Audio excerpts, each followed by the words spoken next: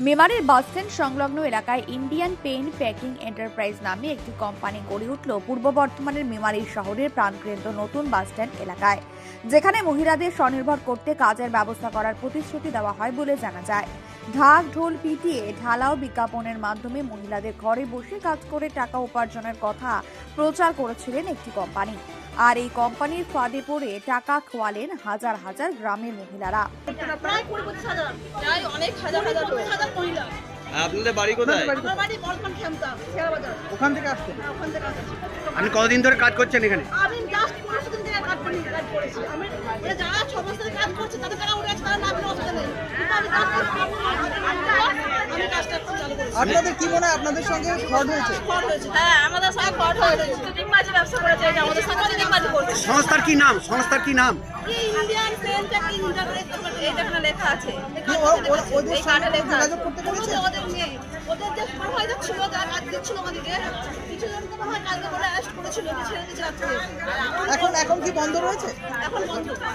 আমরা কাউকেই খুঁজে পাচ্ছি এখন না। আপনারা কি চাইছেন? আমরা চাইছি যে আমাদের পয়সা ফেরত চাইছি। আমাদের মাল আমরা ফেরত দেবো। আমরা আমাদের পয়সা ফেরত চাই। আপনার নামটা বলুন একবার। আমরা টাকাটা ফেরত চাই। আচ্ছা, আপনার একটু ২০০০ টাকা দিয়ে কাজ পাওয়ার প্রতিশ্রুতি পেয়েছিলেন মহিলারা, তবে হঠাৎ বন্ধ হয়ে গেল কোম্পানি।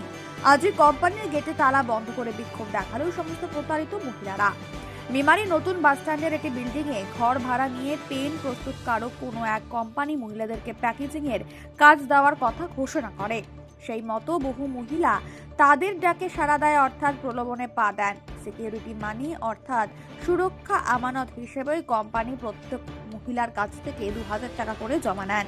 বেশ কয়েক মাস ঠিকঠাক কাজও দিয়েছিলেন পেন প্রস্তুতকারক সংস্থা, এমনটাই জানাচ্ছেন প্রতারিত মহিলারা। পেন জমা দিয়ে নিয়ে গেছি। ১৭ তারিখে যারা এসেছিল তারা ওই বলেছে যে মাল দিতে এসেছে, মাল দিতে পারিনি, জমা বন্ধ দেখেছে। এই তখন থেকে সব শুনলাম যে আমাদের বন্ধ। আপনার বাড়ি কোথায়? আমার বাড়ি বিডিও। কতদিন ধরে কাজ করছেন? আমি এখানে ৩ মাস ৪ মাস হলো। আগে কোনো সমস্যা হয়েছে এরকম? আগের কোনো সমস্যা হয়নি। কাজ করার সময় কি করেছেন? কাজ করার সময় আমাদের প্রথমে বলেছিল জমা নিয়ে ২০০০ টাকা করে জমা দেওয়ার কথা বলেছিল। কোনো রসিদ দিয়েছিল? না, কোনো রসিদ বলতে একটা কার্ড আছে, সেখানে জানি না।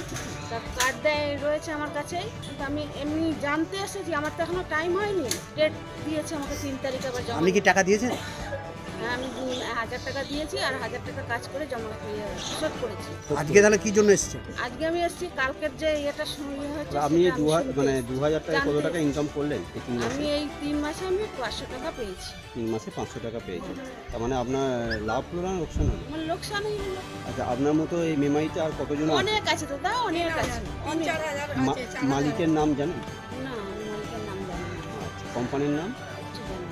কিচ্ছু জানেন না? জানি না, আমার কার্ডে এখন তোলা আছে। তাই এরকম না কার্ডটা জেনে যদি আমি- বুঝে এরকম একটা কাজ করতে শুরু করে দিল? এটাই কেন সেটা? আমাদের ভুল হয়ে তার গেছে। কারণটা কি? কাজ হচ্ছে, কাজ দিচ্ছে, এই জন্য এই হলো কাজ। আপনার নাম? আমার নাম অনিতা সরকার। এরপর গত দুদিন ধরে দেখা যাচ্ছে পেন প্রস্তুত কোম্পানির যে দোকান ঘরটি ভাড়া নিয়েছিলেন সেটি তালাবন্ধ অবস্থায় রয়েছে। কোম্পানির লোকেদের সাথে কিছুতেই যোগাযোগ করে উঠতে পারছেন না ওই কোম্পানির কর্মরত মহিলারা। এরপর তারা বুঝতে পারেন তারা প্রতারিত হয়েছেন। সংস্থার মালিকের নাম পরিচয় তারা জানেন না, এমনটাই জানাচ্ছেন।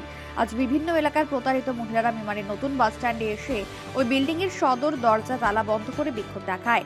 ঘটনাস্থলে ছুটে আসে মেমারি থানার পুলিশ এবং কোম্পানির ওই ঘরটিকে ইতিমধ্যে পুলিশের পক্ষ থেকে বন্ধ করে দেওয়া হয়েছে। বিক্ষোভকারীদের সঙ্গে কথা বলেন মেমারি থানা পুলিশ এবং অভিযুক্ত ব্যক্তিদের খুঁজে বার করা হবে বলে আশ্বস্ত করলে বিক্ষোভকারীরা তাদের আন্দোলন তুলে নেন। গোটা ঘটনার তদন্ত শুরু করেছে মেমারি থানার পুলিশ। মেমারি থেকে মৃত্যুঞ্জয় যশের রিপোর্ট, মেমারি আপডেট।